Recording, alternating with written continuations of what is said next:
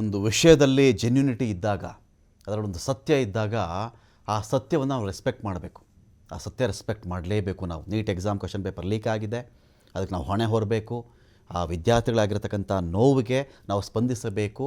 ನಮಗದಾಗದೇ ಇದ್ದರೆ ಆ ಹುದ್ದೆಯಿಂದ ಇಳಿಬೇಕು. ಈ ಒಂದು ಉತ್ತರದಾಯಿತ್ವವನ್ನು ಯಾವುದೇ ಮಿನಿಸ್ಟರ್ ಆಗಿರತಕ್ಕಂಥ ವ್ಯಕ್ತಿ ಇಟ್ಕೊಳ್ಬೇಕಾಗತ್ತೆ. ಆ್ಯಂಟಿ ನ್ಯಾಷನಲ್ಸ್, ಆ್ಯಂಟಿ ಸೋಷಿಯಲ್ ಎಲಿಮೆಂಟ್ಗಳು, ಆ್ಯಂಟಿ ಹಿಂದೂ, ಆ್ಯಂಟಿ ರಾಮ, ಫಾರಿನ್ ಫಂಡು, ಪಾಕಿಸ್ತಾನ ಇದಿದೆಯಲ್ಲ ನೋಡಿ. ಹಾಗಾದರೆ ಇವತ್ತು ಧರ್ಮೇಂದ್ರ ಪ್ರಧಾನ್ ದೇಶ ವಿರೋಧಿಗಳಿಗೆ ಶರಣಾಗ್ಬಿಟ್ರಾ? 400 ಜನ ಪಾಕಿಸ್ತಾನದವ್ರು ಬಂದುಬಿಟ್ಟಿದ್ರು ಅಂತ ದೆಹಲಿ DCP ಹೇಳಿದ್ರಲ್ಲ, ಆ ಪಾಕಿಸ್ತಾನಿಗಳಿಗೆ ಶರಣಾಗ್ಬಿಟ್ರಾ? ಹಾಗಾದರೆ ಯಾರಾದರೂ ಫಾರಿನ್ ಫಂಡ್ಗಳಿಗೆ, ವಿದೇಶದ ನಿಧಿಗೆ ಈ ಪ್ರಧಾನ್ ರಾಜೀನಾಮೆ ಕೊಟ್ಬಿಟ್ರಾ? ಇವತ್ತು ಇವರು ಆ್ಯಂಟಿ ಹಿಂದೂಗಳಿಗೇ ತಲೆಬಾಗ್ಬಿಟ್ರಾ ಇವತ್ತಿಗೆ? ಇಲ್ವಲ್ಲ.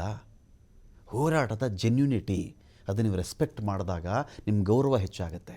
ನಿಮ್ಮ ಬಗ್ಗೆ ಒಂದು ಅಕೌಂಟಬಿಲಿಟಿ ಇಟ್ಕೊಂಡಿರ್ತಾರಲ್ಲ, ನಿಮ್ಮನ್ನು ನಂಬಿರ್ತಾರಲ್ಲ, ಆ ನಂಬಿಕೆಯನ್ನು ಉಳಿಸ್ಕೊಳ್ಳಿ. ರಾಜೀನಾಮೆ ಒಂದು ಸೂಕ್ಷ್ಮ ವಿಚಾರ, ತುಂಬ ಸೂಕ್ಷ್ಮ ವಿಚಾರ. ಆ ಪರಿಜ್ಞಾನ ಇಟ್ಕೊಳ್ಬೇಕಾಗತ್ತೆ.